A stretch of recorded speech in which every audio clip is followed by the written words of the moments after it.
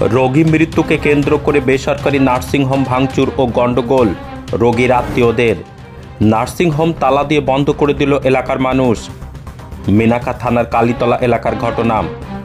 গতকাল রাতে দিলীপ মণ্ডল নামে অসুস্থ ব্যক্তিকে তার পরিজনরা নার্সিংহোমে নিয়ে যায়।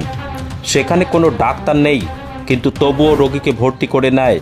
এরপর বহুক্ষণ ভর্তি রেখে নার্সিংহোমের অন্য স্টাফরা তাকে চিকিৎসা করে।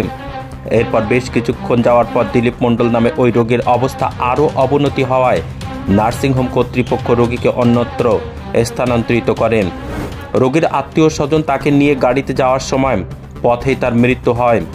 এরপর তড়িঘড়ি মেনাকা হাসপাতালে নিয়ে গেলে হাসপাতালের ডাক্তার মৃত বলে তাকে ঘোষণা করেন।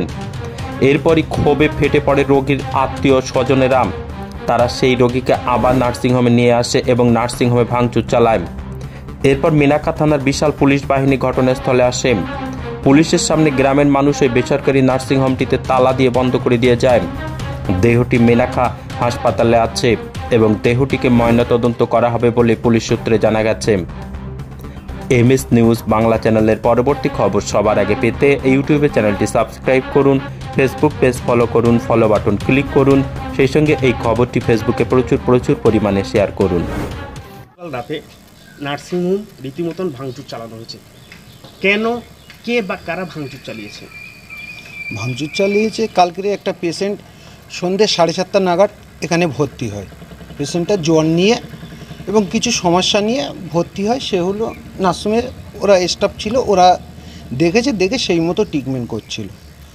হঠাৎ ওরা যখন টাইম একটা সেলাইন চালিয়ে একটা যার মেডিসিন যতটা কন্ট্রোল করার জ্বর এবং তার শরীরটাকে টেম্পার করার সেই মেডিসিন দিয়ে ওরা খেতে গেছে। হঠাৎ এসে দেখছে পেশেন্টটার পালস কমে যাচ্ছে। ওরা তখন বুঝতে পারছে যে পেশেন্টটার কোনো ভারী সমস্যা হচ্ছে।